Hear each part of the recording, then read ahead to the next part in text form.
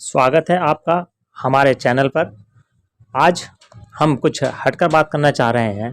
अब तक हम जो सीरीज चला रहे हैं भारतीय संविधान एवं राज्य व्यवस्था की, उसी के अंतर्गत हमने जितने टॉपिक कवर कर लिए हैं, उन टॉपिक्स को ध्यान में रखते हुए उनसे किस तरह के एग्जाम्स में क्वेश्चंस पूछे गए हैं, उन क्वेश्चंस को ध्यान में रखते हुए और आगामी परीक्षाओं में किस तरह के क्वेश्चंस बनेंगे, उन क्वेश्चंस को ध्यान में रखते हुए आज हमने 100 प्रश्नों की सीरीज़ तैयार की है और उस सीरीज़ को आपके साथ शेयर कर रहे हैं। देखिएगा, आप कोशिश कीजिएगा पहले बताने की, मेरे से पहले जब मैं बताऊं उससे पहले आप कोशिश कीजिएगा कि उसको गैस करना है आपको, और आपकी समझ में आ जाएगा कि आपने अब तक कितने अच्छे से वीडियो को देखा है और कितने अच्छे से वीडियो को समझा है। आप देखेंगे कि आपने जो वीडियो देखी है या जो कंटेंट हमने आपको प्रस्तुत किया है, उससे बहुत अच्छे प्रश्न बन रहे हैं और आप उनको बहुत आसानी से सॉल्व कर पा रहे हैं। तो आइए बिना देरी के शुरुआत करते हैं। हमारा पहला प्रश्न है, भारत की संविधान सभा गठित करने का आधार क्या है?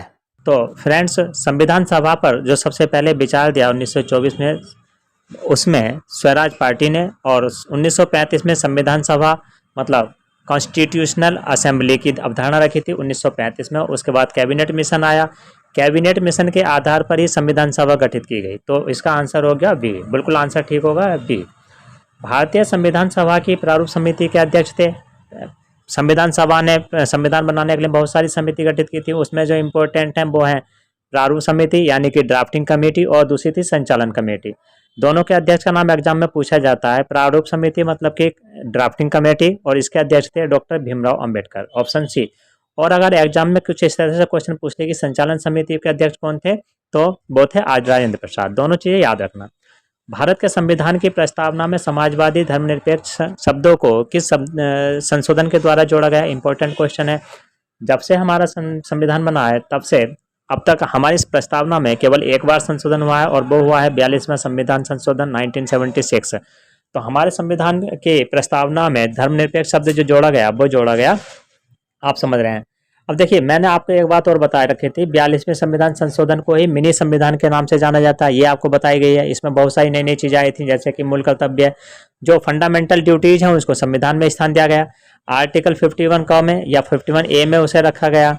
तो बहुत सारी नई नई चीजें इसके अंदर लेकर आए थे, इसीलिए इसे मिनी संविधान के नाम से जाना जाता है 42वें संविधान संशोधन को। चलिए अगला क्वेश्चन लेते हैं। भारत का संविधान पूर्ण रूप से तैयार हुआ था, कब हुआ था? 26 नवंबर 1949 भारतीय संविधान पूरी तरह तैयार हो गया था। और लागू कब किया गया था? 26 जनवरी 1950 को लागू किया गया था। अब ये वाली डेट क्यों चूज की थी? ऐसा एग्जाम में क्वेश्चन पूछ लिया जाता है, तो ध्यान रखिएगा, ये वाली जो 26 जनवरी की डेट चूज की गई थी, वो इसने रखी गई थी क्योंकि 1930 में 26 जनवरी के दिन ही कांग्रेस ने स्वतंत्रता दिवस के रूप में मनाया था, इसीलिए ये डेट चूज की गई थी। भारतीय संविधान में मौलिक कर्तव्य का विचार लिया गया है, किस संविधान से लिया गया है? रूस के संविधान से। इसकी भी हमने बहुत अच्छे से इसे समझा था। अब देखिए, निम्नलिखित में से कौन भारतीय राज्य व्यवस्था में सर्वोच्च है? भारतीय राज्य व्यवस्था में सर्वोच्च कौन है? संविधान है, ऑप्शन सी। नेक्स्ट क्वेश्चन लेते हैं। वर्तमान में भारतीय संविधान में कुल कितनी अनुसूचियां हैं? तो फ्रेंड्स, जब हमारा संविधान बना था तब हमारे संविधान में 22 भाग थे, 22 पार्ट्स थे, 8 अनुसूचियां थी और 395 आर्टिकल थे, 395 अनुच्छेद थे। वर्तमान में देखिए अब कितने हैं? 22 भाग हैं। अनुसूचियां वो संशोधित होकर हो गई हैं 12, और आर्टिकल 395 एज इट इज। तो अनुसूचियों की संख्या कितनी है? 12 है। अब ऑप्शन सी, मूल संविधान में कितनी अनुसूचियां थी? कितनी थी? 8 अनुसूचियां थी। संविधान सभा की द्वितीय अनुसूची का संबंध किससे है? देखिए, अनुसूची पर मैं एक ट्रिक बनाऊंगा आपके लिए, और बहुत अच्छी ट्रिक बनाऊंगा, हालांकि हमने पढ़ रखा है, और वो मैं इस तरह से बताऊंगा कि आप बहुत आसानी से उसे समझ जाएंगे, है ना। बहुत आसानी से आप याद रख पाएंगे, 4-5 बार प्रैक्टिस कर लेंगे तो आपका अनुसूची से कोई भी क्वेश्चन गलत नहीं होगा, वरना आप बहुत ज़्यादा कन्फ्यूज होते रहेंगे, है ना। फिर भी मैं थोड़ा सा बता देता हूँ। अब देखिए, बहुत अच्छे क्वेश्चन यहाँ से बनते हैं। जितनी भी हमारी 12 की 12 क्या थे, 12 की 12 जो हमारी अनुसूचियां हैं, उन अनुसूचियों से बहुत अच्छे से प्रश्न पूछे जाते हैं। प्रथम अनुसूची में क्या है, द्वितीय अनुसूची में क्या है, तीसरी अनुसूची में क्या है, चौथी अनुसूची में क्या है, ये सब मैं आपको बताऊंगा। एक अलग से वीडियो बनाऊंगा इसके लिए, और उसमें ट्रिक प्रस्तुत करूंगा। तो ये जो दूसरे नंबर की ट्रिक है, ये जो है, इसका आ जाएगा आंसर अनुसूची का ये आ जाएगा महत्वपूर्ण पदाधिकारियों के वेतन से, दूसरी अनुसूची। अगला क्वेश्चन लेते हैं, भारत में संसदीय प्रणाली कहाँ से ग्रहण की गई है? तो संसद प्रणाली को सबसे पहले किसने लिया था? ब्रिटिश संविधान ने। और ब्रिटिश लोगों ने भारत में राज किया तो भारत को सिखा गए वो संसदीय प्रणाली। तो इस तरह से ये ट्रिक है, समझ लीजिएगा बस इसे। तो ऑप्शन सी सही होगा। संविधान की किस अनुच्छेद में धन विधेयक मतलब मनी बिल की परिभाषा दी गई है? तो बड़ी आसानी से मैं आपको याद करना सिखा रहा हूँ कि ये मनी में देखिए आपको क्या लिखना है, MO, मनी का M और O लिख लिया। और यही आपकी ट्रिक हो रही थी, कौन सा बीच वाला साफ कर दो तो बच गया क्या हमारे पास 110 ऑटोमेटिक बन गया। यानी कि अनुच्छेद 110 मनी बिल से संबंधित है, अनुच्छेद 110 धन विधेयक।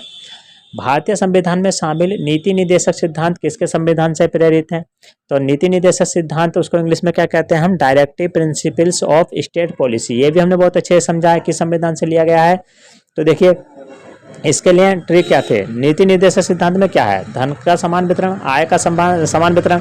तो आय से क्या मिलता है? आयरलैंड। तो ऑप्शन डी हमारा सही हो जाएगा। बहुत बार एग्जाम में क्वेश्चन पूछा गया और 7 से 8 बार ये क्वेश्चन अब तक पूछा जा चुका है।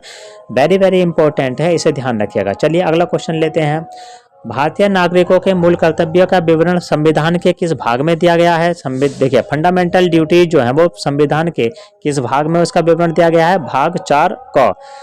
ठीक, और किस अनुच्छेद में रखा गया है वो भी आप ध्यान रखिएगा, 51 क में उसे रखा गया है। संविधान के किस भाग में संविधान संशोधन की प्रक्रिया का उल्लेख किया गया है? तो संविधान के भाग 20 में अनुच्छेद 368 में संविधान संशोधन की प्रक्रिया का उल्लेख किया गया है। सी ऑप्शन सही है।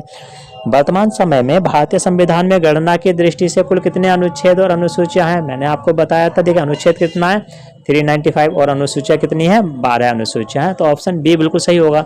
चलिए अगला क्वेश्चन लेते हैं। भारतीय संविधान में समानता का अधिकार 5 अनुच्छेदों द्वारा प्रदान किया गया, वो कौन कौन से हैं? तो देखिए समानता का अधिकार मतलब मौलिक अधिकार में है, तो ये आपको मैंने बहुत अच्छे से बता रखे हैं। कितने मौलिक अधिकार हैं? 6 मौलिक अधिकार हैं। इनको याद करने की ट्रिक भी मैं बताऊंगा, EFERC²। मैं इसको ऊपर भी एक अलग से ट्रिक बना दूंगा ताकि आपको ये क्रम से याद रहे। अब देखिए ई से बनेगा इक्वालिटी और F फ्रीडम, C। अब देखिए मैं इसके लिए बहुत अच्छे से वीडियो बनाऊंगा और उसमें आपको सब अच्छे से बता दूंगा ना। अब देखिए इसमें जो अनुच्छेद 32 है वो संवैधानिक उपचारों का अधिकार, जिसे हम डॉक्टर भीमराव अंबेडकर ने संविधान की आत्मा कहा है। अब जो हमारा मूल संविधान था उसमें 7 अधिकार थे और 44वें संविधान संशोधन 1978 के द्वारा संपत्ति का जो अधिकार है उसे मौलिक अधिकार से हटाकर विधिक अधिकार बना दिया गया, यानी कानूनी अधिकार बना दिया गया। किसमें? 301 में। तब से मौलिक अधिकारों की संख्या कितनी हो गई? 6 हो गई है। तो पहले आता है इक्वालिटी, तो ये कहाँ से कहाँ तक है? आर्टिकल नंबर 14 से 18 तक है। और यही पूछा है कि समानता का अधिकार यानी इक्वालिटी किस में है? तो ऑप्शन सी हो जाएगा। अब फ्रीडम पूछते तब 19 से 22 तक हो जाता फ्रीडम। तो ये मैं आपके लिए बता रहा हूँ कि मैं आपको एक ट्रिक बना कर दूंगा, बहुत अच्छी ट्रिक बना कर दूंगा, बस आप हमारे साथ बने रहिएगा। भारत के संविधान का निम्नलिखित में से कौन सा अनुच्छेद अस्पृश्यता का उन्मूलन से संबंधित है तथा किसी भी प्रकार के में इसके आचरण का निषेध करता है? अस्पृश्यता का मतलब छुआछूत दंडनीय अपराध है और यह अनुच्छेद 17 में बोला गया है। तो अनुच्छेद 17 उससे संबंधित है। भारतीय संविधान सभा के प्रथम दिन के अधिवेशन की अध्यक्षता किसने की थी? देखिए किसने की थी? डॉक्टर सच्चिदानंद सिन्हा। ठीक है, अब देखिए ध्यान रखिएगा इसकी जो पहली मीटिंग हुई थी 9 दिसंबर 1946 यानी 1946 को नई दिल्ली में हुई थी, उस अधिवेशन की अध्यक्षता किसने की थी? डॉक्टर सच्चिदानंद सिन्हा ने की थी। और उसके बाद में 11 दिसंबर 1946 को डॉक्टर राजेंद्र प्रसाद को संविधान सभा का स्थायी अध्यक्ष राजेंद्र प्रसाद को बना दिया गया। अब पूछ क्या रहा है पहली मीटिंग की अध्यक्षता किसने की थी? तो डॉक्टर सच्चिदानंद सिन्हा। तो यहाँ पर कंफ्यूज नहीं होना है, पहली मीटिंग जो की थी उसकी अध्यक्षता की थी डॉक्टर सच्चिदानंद सिन्हा ने। और उसके बाद आप जानते हैं नीति आयोग किस स्थान पर आया था? योजना आयोग के स्थान पर। नीति आयोग देखिए, अब योजना आयोग और नीति आयोग क्या है? गैर संवैधानिक निकाय है। तो नीति आयोग और योजना आयोग दोनों ही गैर संवैधानिक निकाय हैं। क्यों? क्योंकि भैया संविधान में इनका कहीं पर भी उल्लेख नहीं है। तो आंसर हो जाएगा हमारा डी। इम्पोर्टेंट है, नीति आयोग से अच्छे प्रश्न बनते हैं। तो नीति आयोग पर भी मैं वीडियो बनाऊंगा आगे और आप उसे अच्छे से समझ सकते हैं कि किस तरह से नीति आयोग कार्य करता है, कब इसकी स्थापना हुई, क्या क्या गठन है, कौन कौन से इसके पदाधिकारी हैं, ये सब मैं आपको बताऊंगा, है ना। National institute for transforming India 1 जनवरी 2015 को इसकी स्थापना की गई थी और जो इसके मुख्य कार्यकारी अधिकारी हैं CEO अमिताभ कांत हैं। ये बेसिक इन्फॉर्मेशन आपको पता होना चाहिए। किसी राज्य में विधान परिषद की स्थापना और समाप्ति का प्रावधान भारतीय संविधान के किस अनुच्छेद में बताया गया है? तो देखिए, विधान परिषद है ना, विधानमंडल की बात नहीं है। विधानमंडल होता था 168, लेकिन यहाँ पर बोला है विधान परिषद 169 और 170 में आता है विधानसभा। तो ये तीनों आर्टिकल हैं, बहुत इंपॉर्टेंट आर्टिकल हैं। यहाँ पर मैचिंग में भी आ सकता है और किसी तरह से पूछ सकता है। तो आंसर यहाँ पर बी। अगला, भारतीय संविधान के किस अनुच्छेद में अनुसूचित जाति और अनुसूचित जनजाति के लिए आप आरक्षण का प्रावधान किया गया है? किस आर्टिकल में? आर्टिकल 335। ये भी इंपॉर्टेंट है। नेक्स्ट क्वेश्चन लेते हैं। भारतीय संविधान के अनुच्छेद 1 में यह घोषणा की गई है कि इंडिया अर्थात भारत क्या है? राज्यों का एक संघ है, एक आत्म विशिष्टताओं वाला संघीय राज्य है, संघीय विशिष्टताओं वाला संघीय राज्य है, संघीय राज्य है। देखिए, संघीय शब्द जो है वो संविधान में कहीं नहीं है, तो ये तो खत्म हो गया मामला इसका। तो 3 का तो अब बचा क्या? राज्यों का संघ। तो आर्टिकल नंबर 1 में क्या बोला है? भारत राज्यों का एक संघ है। तो ऑप्शन ए। भारत संघ में कितने राज्य हैं? देखिए, इस समय 28 राज्य हैं और 8 केंद्र शासित प्रदेश हैं। प्रथम भाषाई राज्य किसे बनाया गया था? तो आज़ादी के बाद देखिए 1953 में प्रथम भाषाई राज्य बनाया गया था आंध्र प्रदेश को। ध्यान रखिएगा, पहला भाषाई राज्य कौन सा है? आंध्र प्रदेश है। भारत के संविधान में मौलिक अधिकार, फंडामेंटल जो राइट्स हैं, जो मूल संविधान का हिस्सा था, तो आंसर कौन सा सही है? मौलिक अधिकारों का निलंबन कौन कर सकता है? मौलिक अधिकारों का निलंबन राष्ट्रपति कर सकते हैं। कब? आपातकाल की स्थिति में। संशोधन कौन कर सकता है? संसद कर सकती है। भारतीय संविधान के अंतर्गत मूल अधिकारों का संरक्षक कौन होता है? न्यायपालिका होती है। भारतीय संविधान का कौन सा अनुच्छेद छुआछूत उन्मूलन से संबंधित है? अभी मैंने बताया था अनुच्छेद 17। स्वतंत्रता का अधिकार है, फ्रीडम टू राइट, संविधान के किस अनुच्छेदों में वर्णित है? अभी बताया था कौन सा? EFERC स्क्वायर मैंने आपको ट्रिक बताई है। तो ये हमारी ट्रिक थी। अब देखिए, ई से बनता है इक्वालिटी और एफ से बनता है फ्रीडम। तो ये इक्वालिटी किससे है? 14 से 18 और फ्रीडम 19 से 22। तो आंसर हो जाएगा इसका बी। ध्यान रखिएगा एक और चीज, 19A में प्रेस की स्वतंत्रता का अधिकार बताया गया है। तो 19A वाला क्वेश्चन भी एग्जाम में पूछा जा सकता है, पूछा गया भी है। भारतीय संविधान के अनुसार संपत्ति का अधिकार क्या है? देखिए, संपत्ति का अधिकार जो पहले था वो मौलिक अधिकार था। 44वें संविधान संशोधन 1978 के तहत संपत्ति के अधिकार को मौलिक अधिकार की सूची से, यानी फंडामेंटल राइट से उसे हटा दिया गया और कानूनी अधिकार में शामिल कर लिया गया आर्टिकल नंबर 300A में। तो ये क्या है? एक विधिक अधिकार है। ये भी एग्जाम में क्वेश्चन पूछा जाता है। अगला क्वेश्चन लेते हैं। भारतीय संविधान के किस अनुच्छेद में राज्य के नीति निर्देशक तत्वों का उल्लेख मिलता है? तो मैं जो 12 से लेकर 35 तक क्या है? और 12 से 35 फंडामेंटल राइट्स और 36 से 51 ये हैं राज्य के नीति निर्देशक तत्व। तो आंसर क्या होगा इसका? सी ऑप्शन सही होगा। 51 का में आता है हमारा, क्या आता है? मूल कर्तव्य आते हैं, फंडामेंटल ड्यूटीज। तो मेनली इन तीनों से ही क्वेश्चन पूछते हैं। तीनों चीज़ें आपको क्लियर होनी चाहिए ना, और आपका क्वेश्चन सही हो जाएगा। अच्छा, एक मैंने चीज़ और बताई थी कि राज्य के नीति निर्देशक तत्व में देखिए इंपॉर्टेंट मैंने क्या बता रखा है? 40 बता रखा है इंपॉर्टेंट, 48 बता रखा है, 48 का बता रखा है और 51। ये 4 हैं, बहुत इंपॉर्टेंट हैं। चारों आर्टिकल बहुत इंपॉर्टेंट है। और 40वां आर्टिकल जो आर्टिकल 40 है वो ग्राम पंचायत और संगठन से संबंधित है। आर्टिकल नंबर 48 कृषि पशुपालन से संबंधित है। आर्टिकल नंबर 48 का बहुत इंपॉर्टेंट है, पर्यावरण एवं वन्यजीव संरक्षण से संबंधित है। आर्टिकल नंबर 51 अंतर्राष्ट्रीय शांति सुरक्षा से संबंधित है। तो ये चारों आपको ध्यान रखना है, बाकी भी आपको ध्यान रखना है, लेकिन इतना ज़्यादा नहीं। संविधान में राज्य के नीति निर्देशक तत्वों को शामिल करने के पीछे क्या उद्देश्य था? इकोनॉमी, सोशल डेमोक्रेसी, सामाजिक आर्थिक लोकतंत्र की स्थापना करना इसका मुख्य उद्देश्य था। समान कार्य के लिए समान वेतन भारत के संविधान में सुनिश्चित किया गया है। एक क्या है? ये मौलिक अधिकार है, मौलिक कर्तव्य है, आर्थिक अधिकार है, या राज्य के नीति निर्देशक सिद्धांत है? तो मैंने आपको बताया था कि राज्य के नीति निर्देशक सिद्धांत में धन का समान वितरण, आय का समान वितरण। तो ये क्या बात कर रहा है? समान कार्य के लिए समान वेतन, मतलब धन का समान वितरण हो, तो वो है राज्य के नीति निर्देशक सिद्धांत का अंग है। तो बिल्कुल आंसर डी सही होगा।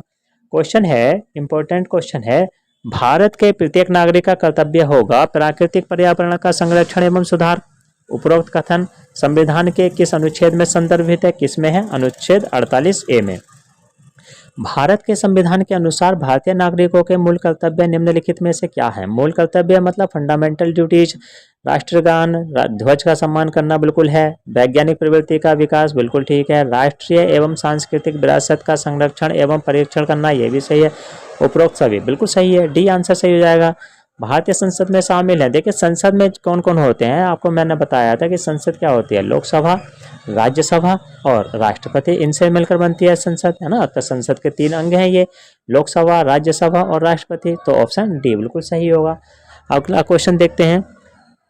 देखिए फ्रेंड्स, जितना मैंने आपको पढ़ाया अगर उतना पढ़ रखा है तो आप अच्छे से जितने भी क्वेश्चन है वो सारे क्वेश्चन आप सॉल्व कर सकते हो। 100 में से 100 क्वेश्चन आप इजीली सॉल्व कर पाएंगे, और जितने मैं इसके बाद क्वेश्चन सॉल्व कराऊंगा आप सारे क्वेश्चन सॉल्व कर पाएंगे। अगर आप जितनी मैंने वीडियो बना रखी है उनकी सारी वीडियो को आपने अच्छे से देख रखा है तो आपके सारे क्वेश्चन अच्छे से बन जाएंगे। रेलवे में भी यहाँ से क्वेश्चन बनते हैं, UPPCS में भी यहाँ से क्वेश्चन बनते हैं, SSC में भी क्वेश्चन बनते हैं, तो इम्पोर्टेंट सब्जेक्ट है ये, अच्छे से इसकी स्टडी कीजिए। संसद के 2 सत्रों के बीच अधिकतम कितना अंतराल दिया जा सकता है? कितना अंतराल दिया जा सकता है? 6 महीने का। 6 महीने से ज़्यादा अंतराल नहीं दिया जा सकता है। संघ की कार्यपालिका शक्तियां निहित होती हैं, देखिए संघ की कार्यपालिका शक्तियां किसमें निहित होती हैं, कार्यपालिका क्या होता है ये मैंने आपको अच्छे से बता रखा है, जिसके अंतर्गत राष्ट्रपति, प्रधानमंत्री, उपराष्ट्रपति, मंत्रिपरिषद ये सब शामिल होते हैं, उसी को कार्यपालिका कहते हैं, कार्यपालिका के अंग है ये। तो उस कार्यपालिका की शक्ति किस में निहित होती है? वो राष्ट्रपति में निहित होती है, ऑप्शन बी सही हो जाएगा। संघ के में कार्यपालिका की शक्ति किसमें निहित होती है? राष्ट्रपति में, आर्टिकल 53 कहता है। भारतीय सशस्त्र सेनाओं का सर्वोच्च कमांडर कौन होता है? कौन होता है? राष्ट्रपति होता है। अब भारतीय संविधान के अनुसार देश का प्रथम नागरिक कौन होता है? देश का प्रथम नागरिक कौन होता है? राष्ट्रपति होता है। भारत के राष्ट्रपति बनने के लिए किसी व्यक्ति की आयु पूर्ण होनी चाहिए, मिनिमम आयु कितनी होनी चाहिए? 35 वर्ष होना चाहिए, ठीक है, डी आंसर हो जाएगा। राष्ट्रपति पद के चुनाव संबंधी विवाद को किसे निर्देशित किया जाता है? तो राष्ट्रपति पद के चुनाव संबंधी जो विवाद होते हैं वो कौन संभालता है? वो करता है उच्चतम न्यायालय, सुप्रीम कोर्ट उसे संभालता है, ऑप्शन डी बिल्कुल सही हो जाएगा। चलिए अगला क्वेश्चन लेते हैं। भारतीय संविधान का कौन सा अनुच्छेद राष्ट्रपति को उच्चतम न्यायालय से परामर्श करने की शक्ति प्रदान करता है? ये भी क्वेश्चन मैंने आपको बता रखा है कि राष्ट्रपति जो है वो उच्चतम न्यायालय से परामर्श ले सकता है। किस किस मैटर में ले सकता है? लॉ पब्लिक इंपॉर्टेंस के माध्यम में के संबंध में राष्ट्रपति उच्चतम न्यायालय से परामर्श ले सकता है, ये आर्टिकल बोलता है 143, मतलब ऑप्शन सी आंसर सही हो जाएगा। नेक्स्ट देखिए, भारत के प्रथम उपराष्ट्रपति थे। अब देखिए एग्जाम में 2 क्वेश्चन पूछे जाते हैं, बहुत सिमिलर हैं। भारत के पहले उपराष्ट्रपति कौन थे और भारत के पहले उप प्रधानमंत्री कौन थे? दोनों कंफ्यूजन पैदा करते हैं, तो मैं आपको अच्छे से क्लियर कर देता हूं। पहले उपराष्ट्रपति जो थे वो थे डॉक्टर सर्वपल्ली राधाकृष्णन, ठीक। अगर पूछा जाए कि पहले उप प्रधानमंत्री कौन थे तो वो कौन थे? सरदार वल्लभ भाई पटेल। दोनों को ध्यान रखिएगा, वेरी वेरी इंपॉर्टेंट है। और जो उपराष्ट्रपति होता है वो क्या होता है? वो राज्यसभा का पदेन सभापति होता है, और ये आर्टिकल बोलता है 64। उपराष्ट्रपति का चुनाव करने वाले निर्वाचन संस्था के सदस्य कौन होते हैं? उपराष्ट्रपति का जो चुनाव किया जाता है वो संसद के दोनों सदनों के सदस्य द्वारा किया जाता है, ऑप्शन बी बिल्कुल सही है। देखिए ए कंफ्यूज करेगा ये ऑप्शन, लोकसभा और राज्यसभा दोनों सदन हो गए, दोनों के निर्वाचित सदस्य, वो कह रहा है निर्वाचित सदस्य यहाँ पर, तो राष्ट्रपति जो मनोनीत कर रहा है वो सदस्य यहाँ पर इंक्लूड नहीं किए हैं, जबकि उनको भी वोट देने का अधिकार होता है। तो यहाँ पर जो सारे सदस्य आएंगे संसद के दोनों सदनों के सभी सदस्य, क्लियर, तो ये इंपॉर्टेंट चीज है। चलिए अगला क्वेश्चन लेते हैं। निम्नलिखित में से कौन सदन का सदस्य हुए बिना इसकी अध्यक्ष के रूप में कार्य कर सकता है? देखिए कौन कर सकता है? भारत का उपराष्ट्रपति, राज्यसभा का पदेन सभापति होता है, राष्ट्रपति आंग्ल भारतीय समुदाय के कितने प्रतिनिधि को लोकसभा में मनोनीत करता है? देखिए ये उस समय का क्वेश्चन है जब ये व्यवस्था थी, लेकिन वर्तमान में राष्ट्रपति आंग्ल भारतीय समुदाय के किसी भी सदस्य को मनोनीत नहीं करता है। राज्यसभा में भले ही राष्ट्रपति 12 सदस्यों को मनोनीत करता है, लेकिन आंग्ल भारतीय सदस्यों को मनोनीत नहीं करता, इस बात को ध्यान रखिएगा। वर्तमान स्थिति चेंज हो चुकी है, ये क्वेश्चन उस टाइम में कहा है जब ये व्यवस्था लागू थी। अब आगे देखते हैं। लोकसभा में आंग्ल भारतीय समुदाय के 2 सदस्यों को मनोनीत करने की शक्ति किसके पास है? राष्ट्रपति के पास है, लेकिन जो कि अब खत्म हो चुकी है, तो इस बात को आप ध्यान रखना। अगला क्वेश्चन लेते हैं। राज्यसभा के चुनाव हेतु आयु निम्नलिखित में से कम नहीं होनी चाहिए। मिनिमम आयु कितना होना चाहिए राज्यसभा के सदस्य हेतु? 30 वर्ष होना चाहिए, ऑप्शन सी है। राज्यसभा के सदस्यों का कार्यकाल कितने वर्ष का होता है? राज्यसभा के सदस्यों का कार्यकाल 6 वर्ष का होता है, ये आपको पता है। इसी से मिलता जुलता क्वेश्चन भी ध्यान रखिएगा, विधान परिषद जो होती है उसके सदस्यों का कार्यकाल भी कितना होता है? 6 वर्ष का होता है। लोकसभा और राज्यसभा में देखिए, लोकसभा और राज्यसभा को कार्य करने के लिए मिनिमम कितने सदस्य जरूरी होते हैं? तो गण पूर्ति संख्या होती है ना, तो कुल सदस्य संख्या का 1/10 सदस्य उपस्थित होना चाहिए, तभी सदन की कार्यवाही हो सकती है। इसका ऑप्शन सी बिल्कुल सही है। अब देखिए, भारत एक धर्मनिरपेक्ष राज्य है, इसका मतलब है भारतीय राज्य किसी विशेष धर्म का समर्थन नहीं करेगा, बिल्कुल ठीक है। निम्नलिखित में से कौन सी एक मूल आधारित जिससे भारतीय संविधान विकसित हुआ है? किससे हुआ है? भारत शासन अधिनियम 1935। ये आंसर बिल्कुल सही है। संविधान के किस भाग में नीति निर्देशक तत्वों का उल्लेख किया गया है? किस भाग में किया गया है नीति निर्देशक तत्वों का उल्लेख? भाग 4 में किया गया है।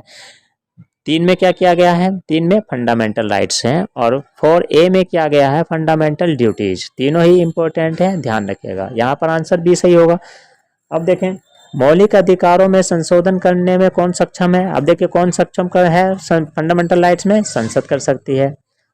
निम्नलिखित में से किस वर्ष संविधान के मूल कर्तव्यों को स्थापित किया गया? 42वें संविधान संशोधन 1976। 1976 में ऑप्शन बी सही हो जाएगा। संविधान का कौन सा अंश भारतीयों के नागरिकों को आर्थिक न्याय प्रदान करने का संकेत करता है? देखिए, आर्थिक न्याय मतलब आय का समान वितरण। घुमा फिरा कर क्वेश्चन पूछते हैं, इस बात को ध्यान रखिएगा। धन का समान वितरण, आय का समान वितरण किससे संबंधित है? राज्य के नीति निर्देशक तत्वों से। ये आंसर बिल्कुल सही होगा। चलिए अगला क्वेश्चन लेते हैं। निम्नलिखित में से किसकी नियुक्ति भारत के राष्ट्रपति द्वारा नहीं होती है? देखिए, भारत के मुख्य न्यायाधीश बिल्कुल होती है, सेना प्रमुख बिल्कुल होती है, लोकसभा अध्यक्ष, देखिए लोकसभा अध्यक्ष की नहीं होती, लोकसभा सदस्य लोकसभा अध्यक्ष की नियुक्ति करते हैं, राष्ट्रपति नहीं करता है। तो ऑप्शन ए। भारत के राष्ट्रपति की मर्जी तक निम्नलिखित में से कौन अपने पद पर रह सकता है? कौन रह सकता है? राज्यपाल, गवर्नर। गवर्नर जो होता है उसको नियुक्त कौन करता है? राष्ट्रपति करता है, और हटाने का काम भी कौन करता है? राष्ट्रपति करता है। मतलब महाभियोग की प्रक्रिया द्वारा राज्यपाल को नहीं हटाया जा सकता है। तो ये इम्पोर्टेंट है, ध्यान रखिएगा इसको। वित्त बिल के लिए किसकी पूर्व स्वीकृति आवश्यक होती है? वित्त बिल, ध्यान रखिएगा। फाइनेंस बिल के लिए किसकी पूर्व स्वीकृति आवश्यक होती है? भारत के राष्ट्रपति की। सी आंसर बिल्कुल सही होगा। नेक्स्ट क्वेश्चन लेते हैं। लोकसभा या विधानसभा के निर्वाचन में एक उम्मीदवार अपनी जमानत राशि खो देगा यदि उसे कुल वैध मतों का 1/6 से कम मत प्राप्त हो। सी आंसर बिल्कुल सही है। एग्जाम्पल से बताता हूँ मैं आपको। मान लेते हैं कोई विधानसभा क्षेत्र है जहाँ पर 120 वोट पड़े, तो उसका 1/6 कितना हो गया? 20 हो गया। मतलब अगर किसी व्यक्ति को 20 से कम वोट मिले तो उसकी जमानत राशि जो है वो जब्त हो जाएगी। क्लियर? कोई वित्तीय बिल प्रस्तावित हो सकता है। देखिए, वित्तीय बिल केवल और केवल सिर्फ लोकसभा में ही प्रस्तावित हो सकता है। अगर कोई दूसरा बिल होता है तो वो किसी भी सदन में रखा जा सकता है, लेकिन वित्तीय बिल सिर्फ और सिर्फ लोकसभा में प्रस्तावित किया जा सकता है। लोकसभा में मंत्रिपरिषद के प्रमुख यानी सरकार के विरुद्ध अविश्वास प्रस्ताव लाने हेतु न्यूनतम सदस्य संख्या कितनी होती है? अविश्वास प्रस्ताव कौन रखता है? देखिए, मैंने बताया आपको, विपक्ष रखेगा। किसके विरुद्ध रखेगा? सरकार के विरुद्ध रखेगा, मंत्रिपरिषद के विरुद्ध रखेगा। तो देखिए, एक सदस्य लिखित में नोटिस देगा और 50 लोग उसके समर्थन में होने चाहिए, तब जाकर अविश्वास प्रस्ताव जो होता है वो रखा जा सकता है। तो 50 लोग मिनिमम समर्थन में होने चाहिए। ऑप्शन डी बिल्कुल सही होगा। ठीक है, अगला क्वेश्चन लेते हैं। लोकसभा की अधिकतम सदस्य संख्या कितनी हो सकती है? देखिए, मैंने आपको स्ट्रक्चर इसका बता रखा है, आपका और रिवीजन करा देता हूँ। मैक्सिमम सदस्य संख्या हो सकती है 552। वर्तमान में कितनी है? 543। 43 क्यों बोल रहा हूँ? 545 थे, लेकिन 2 जो एंग्लो इंडियन है वो अब नहीं रहे, तो अब उनकी गणना नहीं होगी। तो अब कितने हैं? 543। और टोटल अधिकतम हो सकते हैं 550। अब 530 राज्य द्वारा चुने जाते हैं और 13 सदस्य किससे चुने जाते हैं? केंद्र शासित प्रदेशों से चुने जाते हैं। ठीक है, तो ये स्ट्रक्चर है, इसको आप ध्यान रखना। मैक्सिमम पूछ रहा है तो 550 ऑप्शन। अब देखिए, भारत में स्वतंत्रता के बाद प्रथम आम चुनाव कब संपन्न कराए गए? आम चुनाव कराने के लिए निर्वाचन आयोग का होना जरूरी है, और निर्वाचन आयोग की स्थापना कब हुई थी? 1950 में हुई थी। तो ये 2 ऑप्शन तो गलत हो गए बिल्कुल, उससे पहले तो हो ही नहीं सकते। तो 1950 में निर्वाचन आयोग की स्थापना हुई और 51-52 में पहले आम चुनाव संपन्न हुए। तो आंसर क्या होगा? सही होगा सी। अब देखिए निर्वाचन आयोग की बात किया तो उससे रिलेटेड बातें सुन लीजिए कि निर्वाचन आयोग जो है वो हमारे संविधान के भाग 15 से संबंधित है, अनुच्छेद 324 से अनुच्छेद 329 तक। वेरी इंपॉर्टेंट है ये भी। पहला जो निर्वाचन आयोग था वो 1 सदस्य निकाय था, फिर 1993 के बाद में 3 सदस्य निकाय हो गए, जिसके अंतर्गत 2 चुनाव आयुक्त और 1 मुख्य चुनाव आयुक्त होता है। नेक्स्ट है, निम्नलिखित में से कौन सा एक लोकसभा का सर्वाधिक बड़ा निर्वाचन क्षेत्र है? देखिए इन टर्म्स ऑफ एरिया की बात हो रही है, क्षेत्रफल के आधार पर हो रही है। तो ये जब ये क्वेश्चन आया था तब उस समय पर लद्दाख था, लेकिन आज की स्थिति में चेंज हो गया, इसको ध्यान रखना। राष्ट्रपति द्वारा संसद के दोनों सदनों के लिए कितने सदस्यों को नामित किया जा सकता है? तो दोनों सदनों के लिए पूछ रहा है। लोकसभा में 2 सदस्यों को चुन सकता है और राज्यसभा में 12 सदस्यों को, तो टोटल मिलाकर हो गए 14। लेकिन ये उस टाइम का आंसर है जब ये सही था, लेकिन अब हो रहा है 12। भारतीय संसद के अपर हाउस को किस नाम से जाना जाता है? अपर हाउस की बात हो रही है मतलब राज्यसभा, तो ठीक है। लोअर हाउस की बात होती तब वहां पर आता लोकसभा। राज्यसभा को स्थायी सदन कहते हैं क्योंकि, देखिए स्थायी सदन क्यों कहते हैं? क्योंकि ये कभी भंग नहीं होती। हर 2 वर्ष में इसके 1/3 सदस्य अवकाश ग्रहण करते हैं और उनकी जगह नए सदस्य आते हैं। तो इस तरह से राज्यसभा कभी भंग नहीं होती है, इसीलिए उसे स्थायी सदन बोलते हैं। ओके। भारतीय संविधान की 8वीं अनुसूची का संबंध है। देखिए अनुसूची वाला मैं आपको बता चुका हूं, तो उससे आप बहुत आसानी से आप उसे समझ सकते हैं, लगा सकते हैं। 8वीं अनुसूची का संबंध भाषाओं के साथ है। दल बदल के आधार पर अयोग्यता संबंधी विवरण किस अनुसूची में है? दल बदल।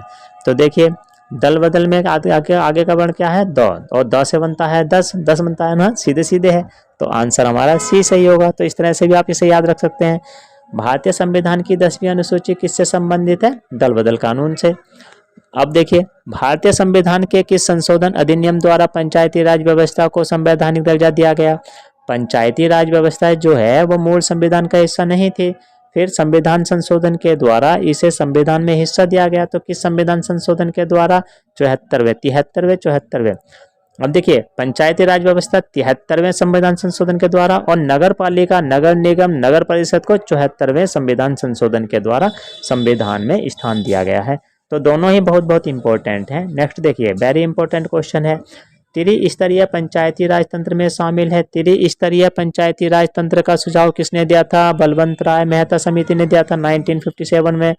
गांव के विकास के लिए उन्होंने बोला ग्राम पंचायत हो, खंड ब्लॉक स्तर के विकास के लिए उन्होंने कहा पंचायत समिति हो, जिले के विकास के लिए जिला परिषद हो।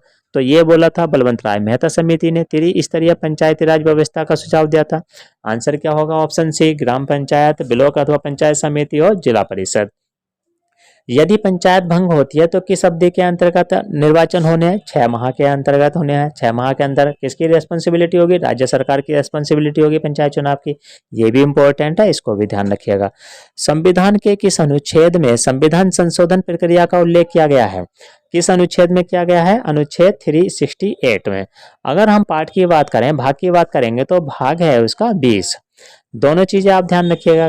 संविधान में संशोधन की पहल की जा सकती है, संविधान में संशोधन की पहल की जा सकती है। देखिए किसके? संसद के किसी भी सदन में की जा सकती है। तो आंसर डी सही हो जाएगा। वर्ष 2012 का 97वां संशोधन अधिनियम किस विषय से संबंधित है? किस विषय से संबंधित है? देखिए संविधान संशोधन मैंने आपको बता रखे हैं ना, 12 इंपॉर्टेंट संविधान संशोधन बता रखे हैं। वीडियो बहुत इंपॉर्टेंट है वो, अगर आपने देखा होगा तो बहुत आसानी से आप टिक कर सकते हो। सहकारी समिति, कोऑपरेटिव समिति एवं के गठन एवं क्रियाकलाप से संबंधित है 97 का संविधान संशोधन। Answer D. अगला क्वेश्चन लेते हैं, इंपॉर्टेंट क्वेश्चन है तीनों, पीसीएस एग्जाम में बन सकते हैं यहाँ से। भारत सरकार के बजट में कुल घाटे में किस घाटे का सबसे अधिक योगदान होता है? किस घाटे का? राजकोषीय घाटे का सर्वाधिक योगदान होता है ना। बी आंसर इसका बिल्कुल सही होगा। अब बजट डेफिसिट, फिस्कल डेफिसिट क्या होता है, ये सब मैं आपको बजट वाले लेक्चर में समझाऊंगा। बजट डेफिसिट क्या होता है? देखिए जो टोटल एक्सपेंडिचर है गवर्नमेंट का, जब उसमें से हम माइनस कर देते हैं टोटल यानी कुल व्यय में से माइनस कर देते हैं कुल प्राप्ति को, तो वो क्या कहलाता है? बजट डेफिसिट कहलाता है, बजटीय घाटा कहलाता है। ठीक। फिजिकल डेफिसिट क्या होता है, जो टोटल एक्सपेंडिचर है गवर्नमेंट का उसमें से माइनस कर दें टोटल रिसीट्स एक्सेप्ट बोरोइंग को, तो जो भी उन्होंने बैंकों से बोरो किया है उसको छोड़ दो ना, तो इस अंतर को हम क्या बोलते हैं, फिजिकल डेफिसिट बोलते हैं। क्लियर। देखिए total expenditure at it is है और प्राप्ति यहाँ पर और कम हो गई, तो एक्सपेंडिचर बढ़ गया यानी घाटा बढ़ गया, तो राजकोषीय घाटा ज़्यादा हो गया, सीधी सी बात है ना। तो यहाँ पर आंसर हो जाएगा हमारा बी।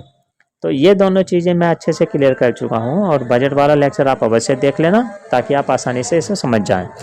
बजट जो है वो हमारे संविधान में कहीं पर भी हमारे संविधान में बजट शब्द का उल्लेख नहीं किया गया, उसके सब जगह पर क्या स्थान किया गया, वार्षिक वित्तीय विवरण। इस बात का भी आप ध्यान रखिएगा, वार्षिक वित्तीय विवरण का हमारे संविधान के 112 अनुच्छेद 112 में उल्लेख मिलता है। भारत सरकार के बजट के आंकड़ों में कुल व्यय और कुल प्राप्ति के अंतर को क्या कहते हैं। देखिए अभी अभी हमने देखा total expenditure minus total receipt क्या कहलाता है, बजटीय घाटा कहलाता है, तो आंसर क्या हो जाएगा, बी हो जाएगा। चालू वित्तीय वर्ष के परिणामों को आधार मानकर अगले वर्ष का बजट तैयार करना क्या कहलाता है। देखिए फ्रेंड्स, चालू वित्तीय वर्ष जो करंट में चल रहा है उसके परिणामों को आधार मानकर अगले वर्ष का बजट तैयार करना क्या कहलाता है, परफॉर्मेंस बजट कहलाता है। जीरो बेस बजट क्या होता है, जीरो वर्ष, देखिए पुराने वित्तीय वर्ष को भूल जाओ और फ्रेश नए सिरे से तैयार करो बजट को, तो ये कहलाता है zero base budget. Outcome budget क्या कहलाता है, हर तिमाही समीक्षा करना, तो वो आउटकम बजट हो गया। तो यहाँ पर देखिए समझ में आ गया होगा आपको, ऑप्शन सी बिल्कुल सही होगा, निष्पादन बजट। चलिए अगला क्वेश्चन लेते हैं। भारतीय राज्यों में राज्यपाल की नियुक्ति कौन करता है। राज्यपाल की नियुक्ति कौन करता है, राष्ट्रपति करता है। इसको शपथ दिलाने का काम कौन करता है, उच्च न्यायालय का मुख्य न्यायाधीश। जो हाईकोर्ट का मुख्य न्यायाधीश होता है वो राज्यपाल को शपथ दिलाने का काम करता है। राज्यपाल के लिए मिनिमम आयु कितनी होनी चाहिए, 35 वर्ष होना चाहिए। तो ये बेसिक पॉइंट है जो आपको पता होना चाहिए। अब देखिए 6 वर्ष की आयु से 14 वर्ष की आयु के बीच सभी बच्चों को शिक्षा का अधिकार, ये हमारा क्या है, ये है हमारा मूल अधिकार। अब है ना, मूल अधिकार है, ये आंसर भी सही होगा। निम्न में से किसको हटाने का प्रावधान संविधान में नहीं है। देखिए संविधान में गवर्नर को हटाने का प्रावधान नहीं दिया गया है, राष्ट्रपति इसको मनोनीत करता है, राष्ट्रपति इसको हटा सकता है। महाभियोग की प्रक्रिया द्वारा गवर्नर को नहीं हटाया जा सकता है, तो संविधान में इसको हटाने का कहीं भी उल्लेख नहीं मिलता है। ठीक है, अगला क्वेश्चन लेते हैं। मुख्यमंत्री की नियुक्ति की जाती है, किसके द्वारा की जाती है, राज्यपाल के द्वारा की जाती है। राज्यपाल को पद की शपथ किसके द्वारा दिलाई जाती है, इंपॉर्टेंट क्वेश्चन है। राज्यपाल को कौन दिलाता है, उच्च न्यायालय के मुख्य न्यायाधीश द्वारा। जिला न्यायालयों के न्यायाधीशों की नियुक्ति किसके द्वारा की जाती है, राज्यपाल के द्वारा की जाती है। चलिए नेक्स्ट क्वेश्चन लेते हैं। भारत के नियंत्रक तथा महालेखा परीक्षक की नियुक्ति कौन करता है। नियंत्रक तथा महालेखा परीक्षक, controller and editor general of India, जिसे कैग बोला जाता है, इसका हमारे संविधान के अनुच्छेद 148 में उल्लेख मिलता है। तो इसकी नियुक्ति कौन करता है, राष्ट्रपति करते हैं। कितने वर्ष के लिए करते हैं, 6 वर्ष के लिए करते हैं। इसका काम क्या होता है, संचित निधि के व्यय की समीक्षा करना। तो नियुक्ति कौन करता है, राष्ट्रपति करते हैं, ऑप्शन सी। लोक लेखा समिति में कितने सदस्य हैं। देखिए फ्रेंड्स, समिति से रिलेटेड यदि क्वेश्चन आता है तो आपको 2 समितियों के बारे में अच्छे से जानकारी होना चाहिए, लोक लेखा समिति और प्राक्कलन समिति। लोक लेखा समिति को क्या कहते हैं, पब्लिक अकाउंट कमेटी बोलते हैं, और प्राक्कलन समिति को कहते हैं एस्टीमेट कंपनी। तो लोक लेखा समिति जो होती है उसमें कितने सदस्य होते हैं, 22 सदस्य होते हैं। और जो प्राक्कलन समिति होती है, मतलब एस्टीमेट कमेटी जो होती है, उसमें कितने सदस्य होते हैं, उसमें 30 सदस्य होते हैं। सबसे बड़ी समिति यही होती है, प्राक्कलन समिति। अब जो 22 सदस्य होते हैं लोक लेखा समिति के अंतर्गत, उसमें 15 जो होते हैं वो लोकसभा के होते हैं और 7 जो होते हैं वो राज्यसभा से होते हैं। जबकि जो प्राक्कलन समिति होती है उसमें राज्यसभा का कोई भी सदस्य नहीं होता है। तो ये बेसिक अंतर आपको पता होना चाहिए। देखिए दोनों का जो काम होता है वो लगभग बराबर ही होता है, सरकारी धन के व्यय की जांच करना इसका काम होता है। इसमें एक चीज़ और ध्यान देने वाली बात है कि लोक लेखा समिति का जो अध्यक्ष होता है उसकी नियुक्ति कौन करता है, वो लोकसभा का अध्यक्ष करता है। ठीक है, विपक्ष दल का नेता होता है, ये आपको पता होना चाहिए। विपक्षी लोकसभा लेखा समिति में कितने सदस्य, 22। निम्नलिखित में से कौन सी एक सबसे बड़ी संसदीय समिति है, कौन सी है, प्राक्कलन समिति, एस्टीमेट कमेटी। इसका आंसर बी। तो बस ये 2 समिति के बारे में अगर आपको पता है तो क्वेश्चन आपका सॉल्व हो जाएगा। बेसिकली दोनों से ही क्वेश्चन पूछा जाता है। भारतीय संविधान के निम्नलिखित अनुच्छेदों में कौन राज्य की विधानसभाओं के निर्वाचन का प्रावधान करती है? राज्य के विधानसभाओं संबंधी 170 ए आंसर हो जाएगा। विधानसभा अध्यक्ष का चुनाव कौन करता है? विधानसभा के सदस्य करते हैं। किस राज्य में विधानसभा सदस्यों की संख्या सबसे अधिक है? किस राज्य में है? उत्तर प्रदेश में है। उत्तर प्रदेश में सबसे ज्यादा विधानसभा सदस्यों की संख्या है 403। ठीक है।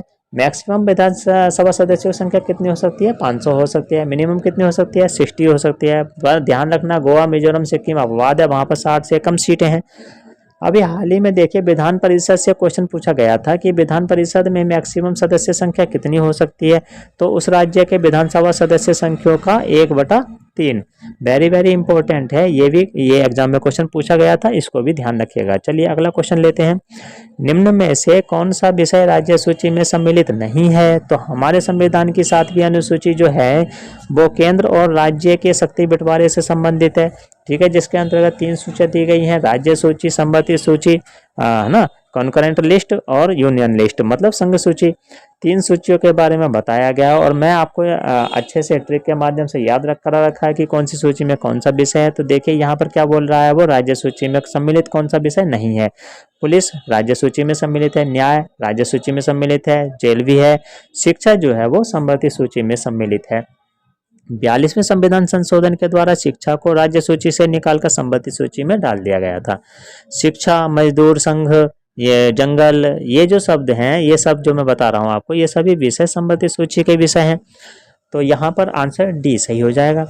भारतीय संविधान की संबंधित सूची की अवधारणा किस देश के संविधान से ली गई है? तो ये मैंने आपको बता रखा है ट्रिक से, क्या बताया है, संबंधित सूची। देखिए काफी अच्छी चीज है कि ऐसी सूची जहां पर बहुत सारे विषय रखे गए हैं, उन पर कानून बनाने का अधिकार केंद्र के पास भी है और राज्य के पास भी है।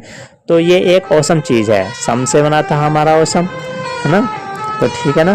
तो सम तो हो गया संबंधित सूची और अ से ऑस्ट्रेलिया। तो ये मैंने आपको ट्रिक के माध्यम से समझाया था, तो ध्यान रखिएगा। निम्न में से कौन से विषय संबंधित सूची में सम्मिलित नहीं है? देखिए मजदूर संघ बिल्कुल शामिल है, शेयर बाजार तथा अब देखिए शेयर बाजार जो है ये राष्ट्रीय मत का मामला है, तो ये मतलब हो गया कि ये संघ सूची का विषय है। जंगली जानवर, जंगल, ये सब जो है ये संबंधित सूची का विषय है। तो बी आंसर इसका बिल्कुल सही होगा।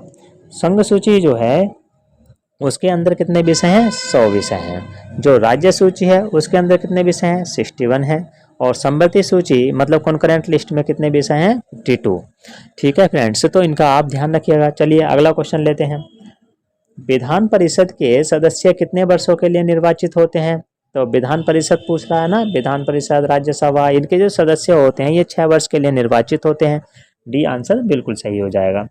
विधान परिषद जो है वो हमारे भारत में सिर्फ अब 6 राज्यों में है और मैंने इसको याद करने की ट्रिक बता रखी है। विधान परिषद में क्या होता है, मेनली बोलने का काम होता है। जो काम असली कर रहा है वो तो विधानसभा कर रही है। विधान परिषद में सिर्फ बोलने का काम होता है, तो बोल बोल के उनको गले की बीमारी हो गई, मतलब खांसी हो गई, टीबी हो गई, तो और क्या हो गया, साथ में जुकाम भी हो गया। तो देखिए ये ट्रिक, टी से तेलंगाना, बी से बिहार, जैसे जम्मू कश्मीर, देखिए जम्मू कश्मीर नहीं रहा, यू से उत्तर प्रदेश, के से कर्नाटक, आंध्र से, ए से आंध्र प्रदेश और एम से महाराष्ट्र, इन सभी राज्यों में विधान परिषद है। जम्मू कश्मीर को ध्यान रखना, जम्मू कश्मीर में विधानसभा है केवल, विधान परिषद नहीं है। तो इस तरह से यहाँ पर क्वेश्चन बनता है और यहाँ पर पूछ लेगा कि यहाँ से बन जाएगा कि निम्न में से किसमें विधान परिषद नहीं है। इस तरह के क्वेश्चन बनते हैं। किसी राज्य में विधान परिषद की संरचना अथवा विघटन किया जा सकता है? किसके द्वारा किया जा सकता है? संसद के द्वारा, राज्यपाल की अनुशंसा पर। तो आंसर सी हो जाएगा इसका। राज्य के विधान परिषद के कितने सदस्य विधानसभा द्वारा चुने जाते हैं? देखिए आपको 2 चीजें ध्यान रखना है कि विधानसभा के द्वारा कितने चुने जाते हैं और राज्यपाल द्वारा कितने चुने। विधानसभा के द्वारा चुने जाते हैं 1/3 सदस्य और राज्यपाल के द्वारा चुने जाते हैं 1/6 सदस्य। ठीक है, तो दोनों बहुत ही इंपॉर्टेंट हैं। 1/3 मतलब बी आंसर सही होगा। विधानसभा द्वारा चुने जाते हैं 1/3 सदस्य। चलिए अगला क्वेश्चन लेते हैं। विधान परिषद के कितने सदस्य राज्य के राज्यपाल द्वारा मनोनीत किए जाते हैं? कितने सदस्य मनोनीत किए जाते हैं राज्यपाल द्वारा? 1/6 सदस्य, मतलब आंसर सी बिल्कुल सही होगा। तो फ्रेंड्स देखिए हमने टेस्ट 1 को अच्छे से कंप्लीट कर लिया है। इसमें हमने 100 क्वेश्चन कंप्लीट किए हैं। काफ़ी इंपॉर्टेंट क्वेश्चन हैं सभी, अगला जो टेस्ट 2 आएगा उसमें हम 101 से 200 क्वेश्चन तक कवर करेंगे और इसी तरह से मैं आपको 300 प्लस पॉलिटी के इंपॉर्टेंट क्वेश्चन सॉल्व कराऊंगा। वेरी वेरी इंपॉर्टेंट है ये, एसएससी पीएससी एग्जाम के लिए हैं, रेलवे के लिए हैं और सभी जितने भी एग्जाम्स आने वाले हैं उन सब के लिए काफ़ी इंपॉर्टेंट है। तो इसी तरह से प्रैक्टिस करते रहिए, मेहनत करते रहिए, मेरा सपोर्ट आपको हमेशा रहेगा। अगर आपको ये मेहनत अच्छी लगी हो, वीडियो आपको अच्छा लगा है तो वीडियो को लाइक कीजिए, शेयर कीजिए और कमेंट करके ज़रूर बताइए कि वीडियो कैसा लगा। और अगर आपने अभी तक हमारे चैनल को सब्सक्राइब नहीं किया है तो सब्सक्राइब कर लीजिए ताकि जितने भी तरह की मैं वीडियो अपलोड करूँ वो आपको मिलता रहे। तो मिलते हैं अगले वीडियो में इसी के साथ।